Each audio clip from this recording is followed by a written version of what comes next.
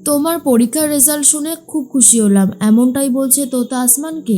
সম্পূর্ণ জানতে ভিডিওটিতে একটি লাইক করে প্রথম থেকেই দেখতে থাকো। হ্যালো বন্ধুরা, টলিউড স্টুডিও পাড়া চ্যানেলে তোমাদেরকে অনেক স্বাগত। গল্পের শুরুতেই দেখা যায় কোজাগুড়ি চলে এসেছে তার হেসেলে, আর বলে আজকে অর্ডার এসছে কোনো। তখন আসমান বলে অনেক অর্ডার এসেছে, আরে আপনি যদি এখানে রান্না না করেন তাহলে কিন্তু খুব সমস্যা। এরপরেই কোজাগুড়ি বলে আসলে বাড়িটাও তো সামলাতে হয়, দুদিক সামলে তবেই এখানে আসতে হয়। তো তোমরা তো অনেক অর্ডার নিয়েছো তাই না? তোতা বলে হ্যাঁ মা, আস্তে আস্তে তোমার এই হোটেলটার ডিমান্ড কিন্তু খুবই বাড়ছে। কোজাগরি বলে সবটাই তোদের জন্য, তোরা যেভাবে কাস্টমার হ্যান্ডেল করছিস আমি হলে কিছুই পারতাম না। হ্যাঁ আমি রান্নাটুকু করি, ব্যাস ওই পর্যন্তই, কতটুকুই বা সময় দিতে পারি বল। তোতা বলে তাতে কি হয়েছে, তোমার মেয়ে হয়ে এইটুকু কাজ তো আমি করতেই পারি, বলো পারি না করতে? অবশ্যই পারি, তুমি এত চিন্তা করো না, আমি আছি তো, আমি সবটা সামলে নেব। এরপরেই আসমান বলে হ্যাঁ, সব সামলে দিকে প্রথমেই হাতটা কেটে বসেছে। আর আসমানের কথা শুনে তোতা বলে সে তো আমি পারিনি, তার কি করা যাবে, সব সময় তো আর সব জিনিস হয় না, হয়ে গেছে এখন আর কিছু করার নেই। এর মধ্যেই তখনই বারবার করে একটা কথাই কোজাগরি ভাবে যে এই হোটেলটা নিয়ে তার অনেক স্বপ্ন, আর এই হোটেলটাকে ঠিক একদিন বড় জায়গায় নিয়ে যাবে। এর মধ্যেই তোতা বলে এই যে তোমার তো কালকে থেকে পরীক্ষা। তখন কোজাগরি বলে ঠিক বলেছিস, আমিও তাই বলতে যাচ্ছিলাম। শোনো বাবা, তুমি আর কালকে থেকে এখানে এসো না, মন দিয়ে পড়াশোনা করে পরীক্ষাটা দাও। আসমান বলে তাতে কি হয়েছে, আমি তো পড়াশোনা করছি, সুযোগ পেলে এখানেও বই নিয়ে পড়তে বসে পড়ি, আমি তো বই সাথে করেই নিয়ে আসি।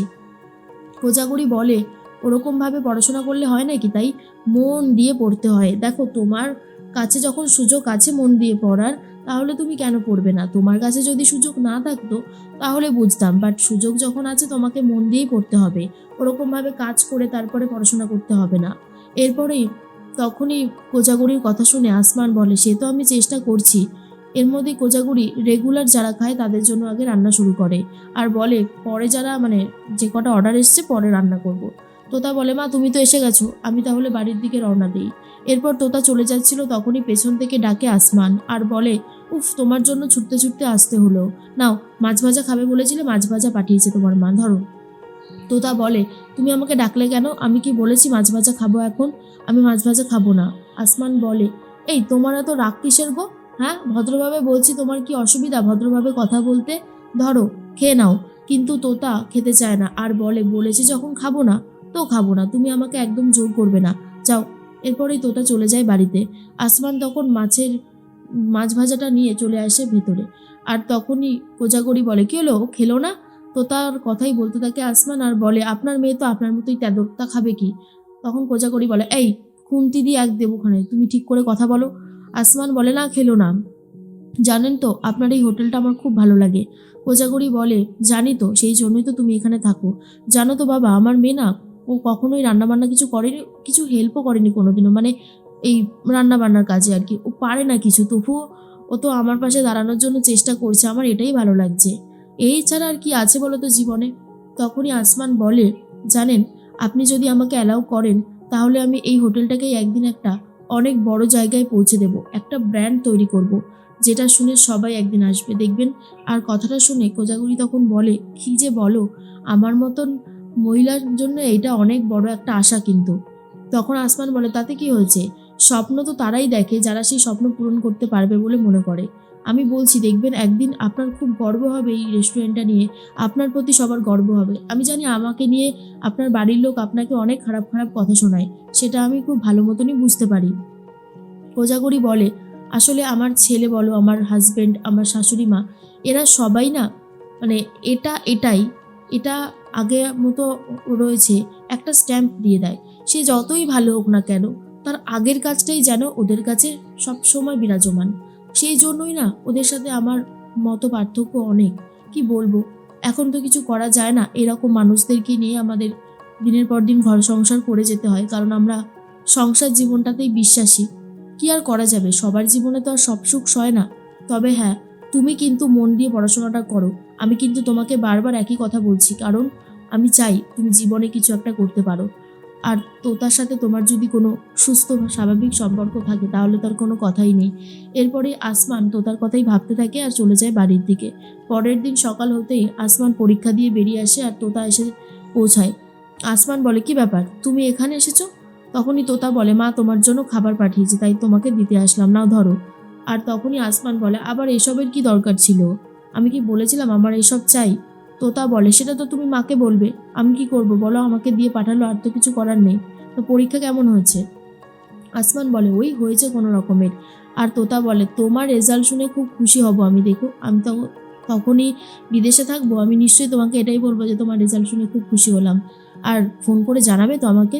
তখনই আসমান বলে, কেন তুমি কোথায় যাচ্ছ? কোজাগরি কথাই বারবার ভাবে, তো তার বলে, মায়ের জন্য খুব কষ্ট হবে জানো, আমি তো বিদেশে চলে যাব, আমাকে অনেক কাজ না করতে হবে এখন, আমি বরং যাই, তুমি এটা খেতে থাকো। আসমান বলে, কোথায় যাবে বলো, আমি বাইকে করে পৌঁছে দিয়ে আসছি। তখন তোতা বলে, না না, তোমার বাইকে আমি যাব না। আসমান বলে, আমার বাইকটা আবার কি দোষ করলো? উফ, তুমি যে মাঝে মধ্যে এত অদ্ভুত জেদ করো না, সেটাই আমার খুব খারাপ লাগে। এত অদ্ভুত জেদ করার কি আছে বলো তো? তোতা তখন বলে, অদ্ভুত জেদ করলাম কোথায়, আমি শুধু এটাই বললাম যে আমি চলে যেতে পারবো, আর তুমি কি সবসময় আমার প্রয়োজনের সামনে আসবে? আসবে না তো, আমাকেই ছুটে ছুটে যেতে হবে। তো আমি কেন তোমার থেকে হেল্প নিয়ে আমার অভ্যাসটা খারাপ করব? সেটা করাটা একদমই উচিত হবে না, তাই আমার কাজ আমায় নিজেকেই করতে হবে, এটাই আর কি ভালো হবে। তখনই আসমান বলে, তুমি একটু আগে থেকে বেশি বেশি ভেবে নাও, তার জন্যই এই অবস্থা। এর মধ্যেই তোতা বলে, খাবারটা খাবে না? এরপর তো ঠান্ডা হয়ে যাবে। আসমান খাবারটা খেতে থাকে আর বলে, বাহ, কি সুন্দর বানিয়েছে উনি। সত্যি তোমার মায়ের না সব দিকে নজর আছে, এই কথাটা বলতেই হয়। সব দিক উনি একসাথে খেয়াল রাখে, এরকমটা মারাই হয়তো শুধু করতে পারে। তোতা বলে, আর আমার মা তো জিনিয়াস, সব করতে পারে। যাই হোক, তুমি খাও, আমি বরং এগোই। এরপর আসমান আবারও তোতার পিছন পিছন দৌড়তে শুরু করে আর বলে, এত যে তাড়াহুড়ো নিয়ে কেন আসো বুঝতে পারি না।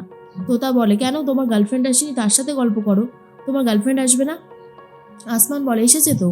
আমার গার্লফ্রেন্ড যে আসেনি সেটা তোমায় কে বললো বলো তো? তখনই তোতা বলে, ও, হাফ টাইমের পর এসেছিল বুঝি? তা সে নিশ্চয়ই খাবার দাবার দিয়ে গেছে। আচ্ছা, তুমি এটা যদি এটা আমার মাকে বলতে, আমার মা তাহলে থোড়ি খাবার পাঠাতো আমাকে দিয়ে, আমার কতটা সময় গেল, আমাকে কতটা কষ্ট করে এখানে আসতে হলো। আসমান বলে, উনি যে আমার জন্য খাবার পাঠাবে সেটা কি আমি আগে থেকে জানতাম? জানতাম না তো, তাহলে নিশ্চয়ই ফোন করে বলতাম। আসমান তখনও বলতে পারে না যে তোতাই হলো তার গার্লফ্রেন্ড। তোতা তখন বলে, যাকগে, যা হবার হয়ে গেছে, এখন তো এ সমস্ত কথা ভেবে আর লাভ নেই, তুমি খাও, আমি বরং আমার গন্তব্যস্থলে এগোই। আসমান বলে, সে তো তুমি যাবে আমার সাথে, আবার এত চিন্তা কিসের, বাইকে করে দিয়ে আসবো, কোথায় যাবে শুধু বলো। তোতা তখন বলে, তোমার বাইকে উঠতে আমার বয়েই গেছে, তোমার ওই বাইকে আমি উঠবো না। তোমার বাইকের পেছনে তুমি বরং তোমার গার্লফ্রেন্ডকেই ওঠাও, সেটাই ভালো হবে, আমি কেন উঠতে যাব? আসমান বলে, তাকেই তো ওঠাচ্ছি, মানে তুমিও তো একজন মেয়ে মেয়ে বন্ধু তাই না, তো গার্লফ্রেন্ডই তো বলে, তো চলো ওঠো। এরপর তোতার সাথে আসমানের এই সমস্ত ব্যাপার নিয়ে খুনসুটি লেগেই থাকে।